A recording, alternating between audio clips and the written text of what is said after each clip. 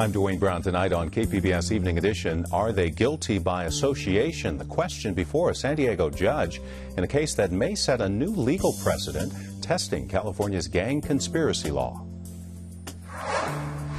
And it's not even spring yet, so what are you supposed to do with this early summer weather? I'm Peggy Pico with hot weather and water-saving tips for your yard and garden.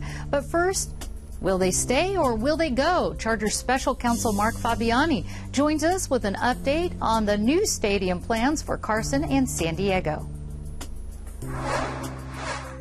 And if you build it, they will come. The new park along San Diego's waterfront, celebrating the city's history with baseball. KPBS Evening Edition starts right now.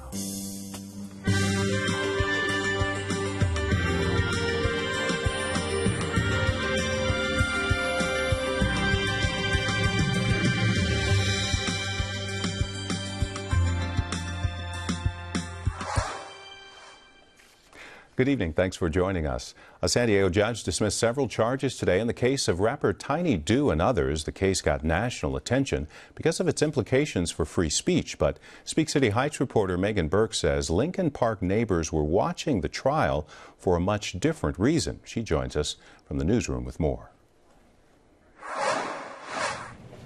Megan, remind us about this case. Sure. Brandon Duncan, whose stage name is Tiny Do, is one of 15 co-defendants who were charged last year in connection with 9 gang shootings.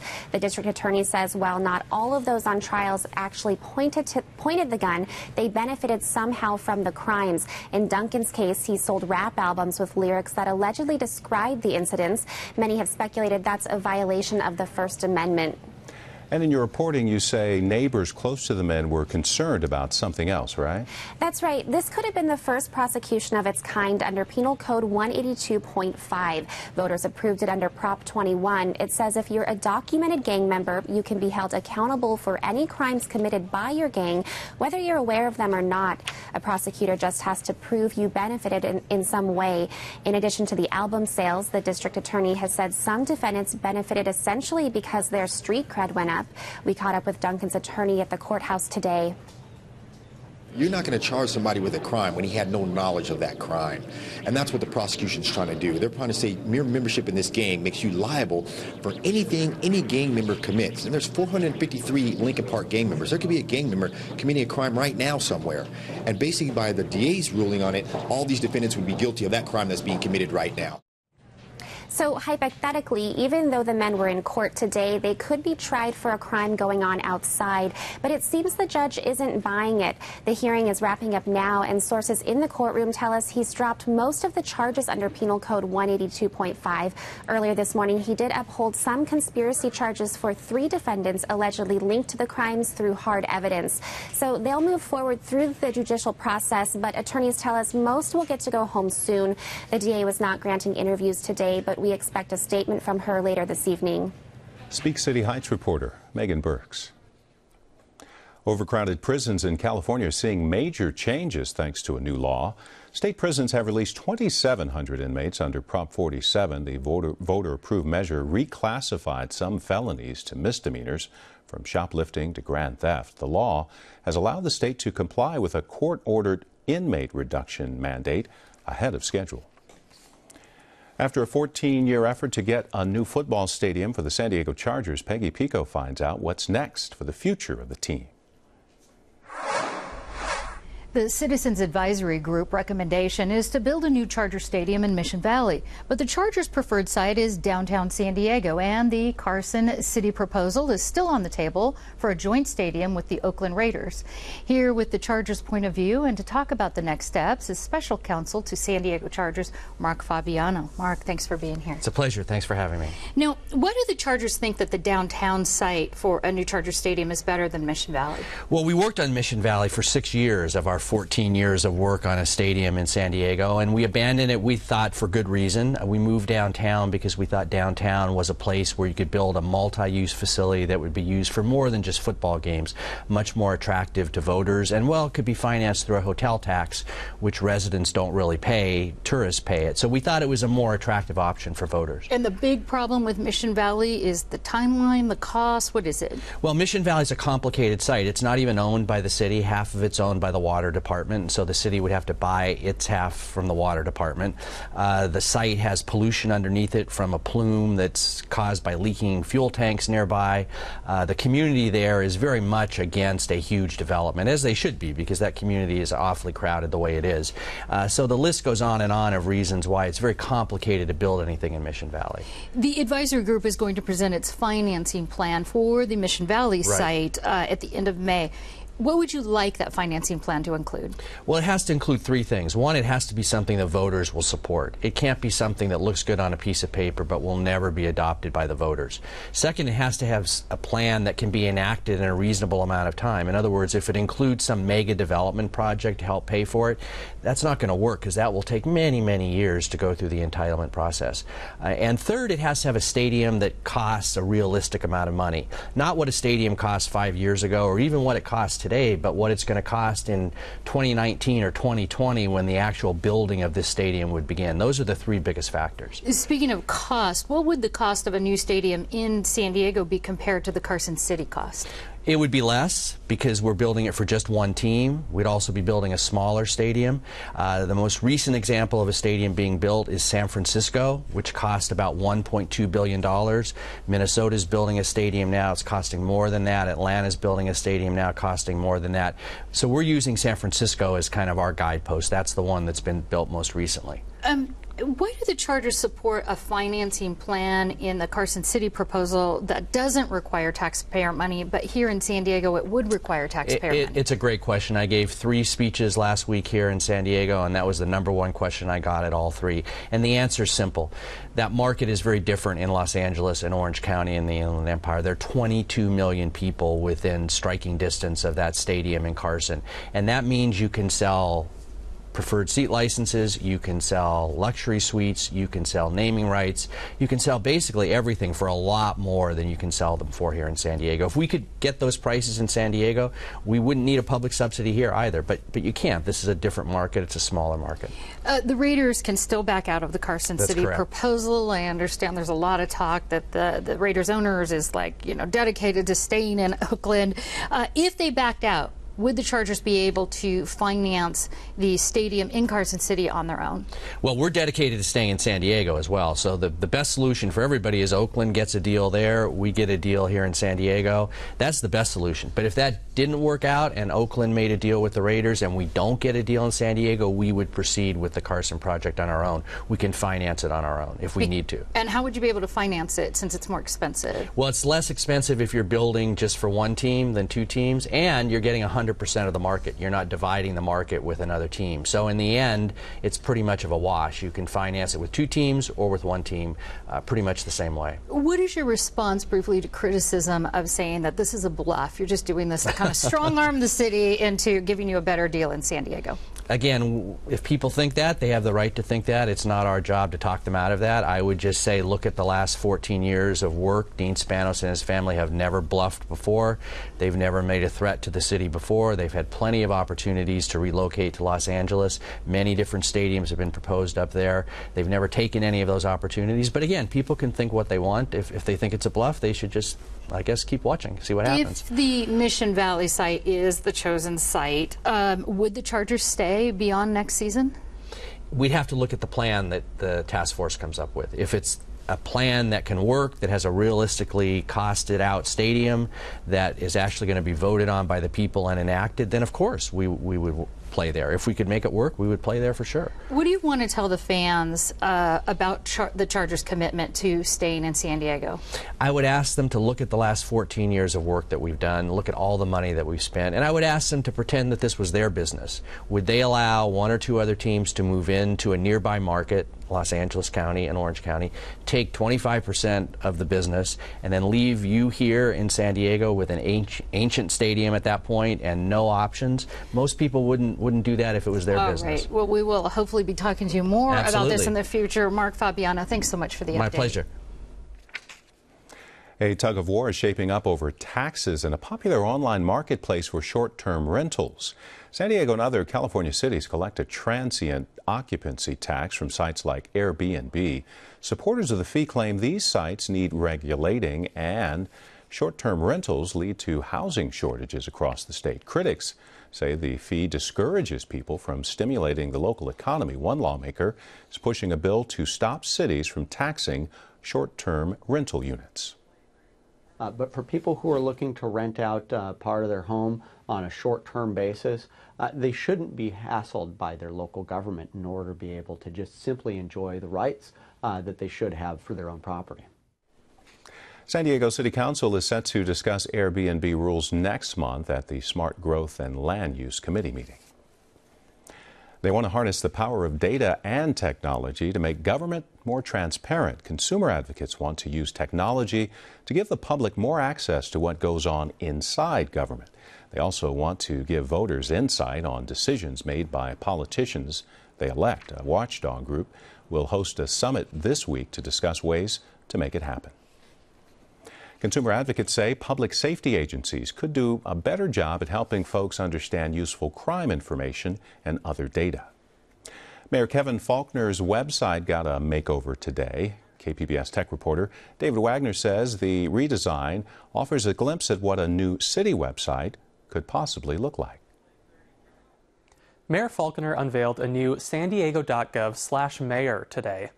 The redesign comes ahead of a citywide website overhaul scheduled for early next year. The mayor's website now has a simpler design than the rest of sandiego.gov. It avoids PDFs in favor of more search engine-friendly text. And unlike sandiego.gov, which is, really clunky on mobile devices, the mayor's site is now easier to read on a smartphone. Faulconer said this is just the first step in a citywide redesign aimed at making city information more accessible. If you can't easily find the information, even if it's there, buried somewhere, it's not a very useful tool. We can and should and will be doing a whole lot better. The city plans on switching to a new content management system. Using the current system, city employees have to know HTML in order to update any part of the website. And that leaves many of the 8,000 different pages on sandiego.gov out of date. David Wagner, KPBS News. Hoping to get more people on bikes, the county is rolling out a new campaign called Go by Bike. It includes a marketing plan to help folks learn more about county bike options and a new website with the latest on existing and future bikeways. County is also looking to complete construction of 42 other bike projects. It's all part of a 2013 initiative to enhance the county's bike network.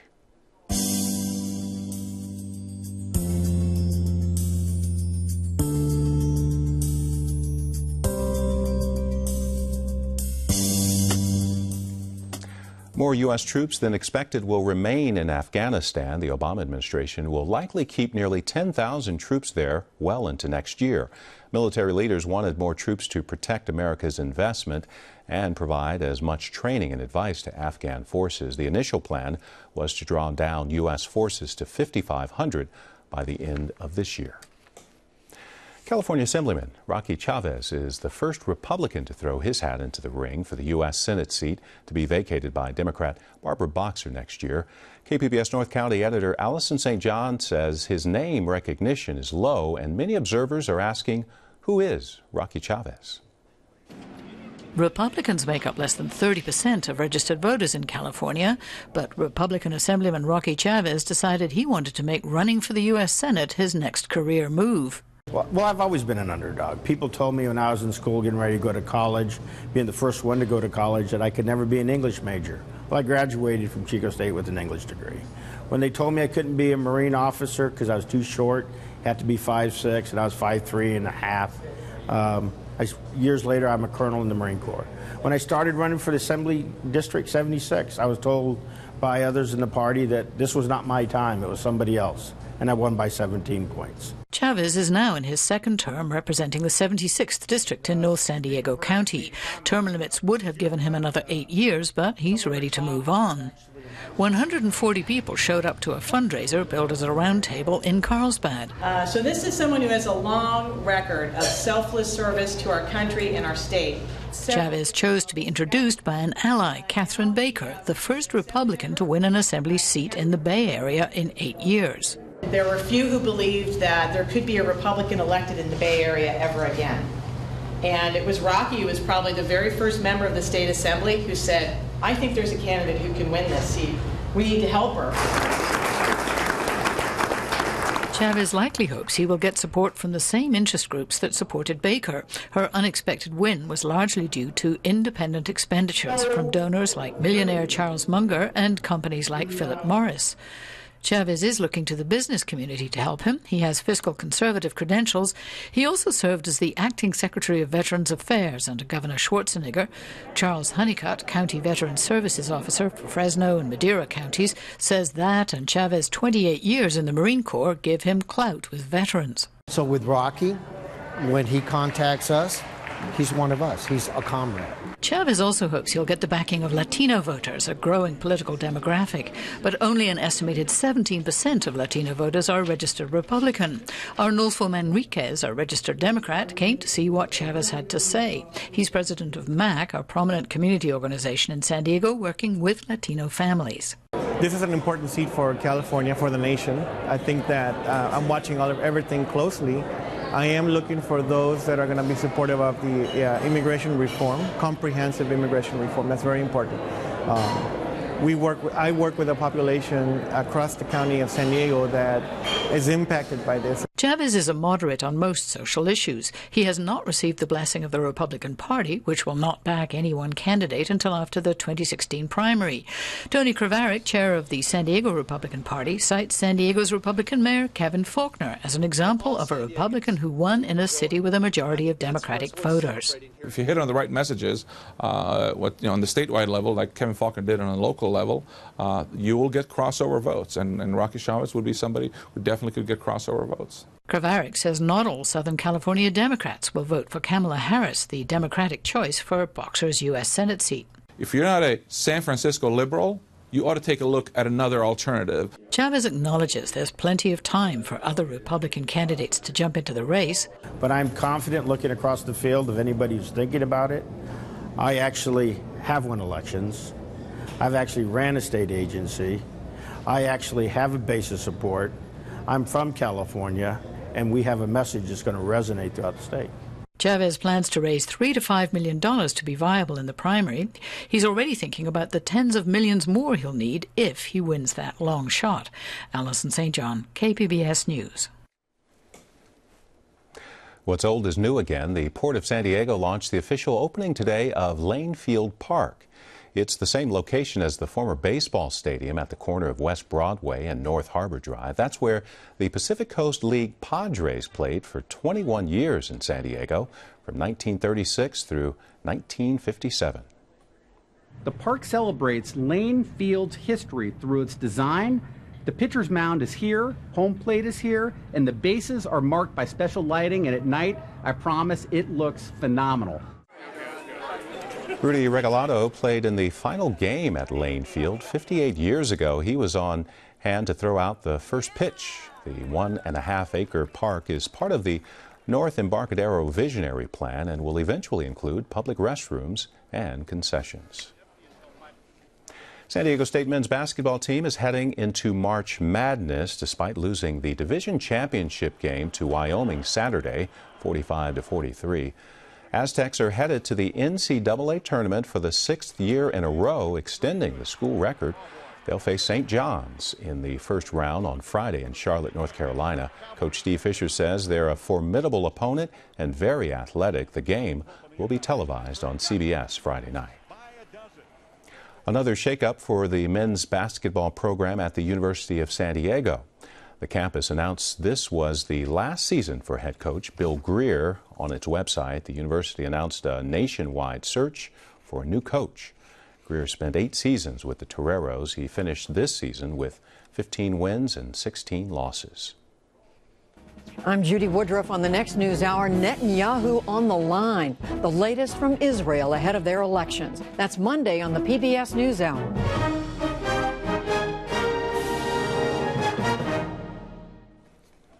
Happening now, National Fix a Leak Week. It may help Californians save water in the midst of a drought. Water agencies are offering free checkups and workshops. Some contractors will also offer discounts. Consider this. The Environmental Protection Agency says household leaks send more than 1 trillion gallons of water down the drain every year. Spring officially arrives at the end of the week, but it already feels a lot like summer. Peggy Pico has some water-saving tips for your yard and garden. Garden designer, botanist, author, and host of the KPBS television series A Growing Passion, Nan Sturman, and master gardener Cindy Sparks, a retired aerospace engineer and graywater lecturer at the University of California's Masters Gardeners Spring Workshop. Welcome to Evening Edition. Thank you. Nan, San Diego is in its 4th year of drought, and now we've got one of the warmest winters on record here. What is this doing to our local gardens, home gardens, and yards? It's making them wither. I mean, frankly, it's just making them wither. Everything that needs much more water than what Mother Nature provides is going to be looking really sad. And, you know, it's just the way things are, and we have to learn to accept that and change our gardening practices to reflect that reality. And one way to do that is by the use of gray water. And Cindy, if you could briefly tell us, what is gray water and what can and can't you do with it according to state law? Gray water comes from either the bathroom, not the toilet, or the laundry. It does not come from the kitchen according to the state.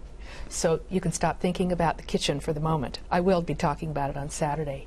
And gray water is great. It's there in abundance, but very few of us tap into it.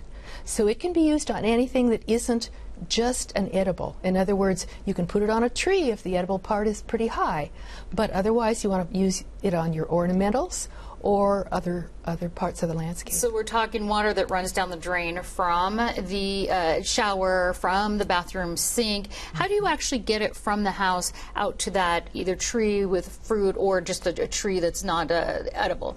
I'll use the laundry as an example because that's the first one most people use. You simply add a pipe.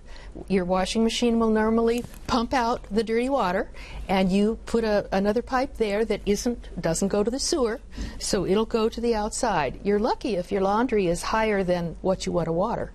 If not, you may have to worry about a pump. But if you let the water go directly to your food, you don't have to save it, you don't have to pump it, and you don't have to have a permit. Anything with it. Right. Nan, besides gray water, what are some of the best ways to prepare your garden for what looks to be a long and very hot summer?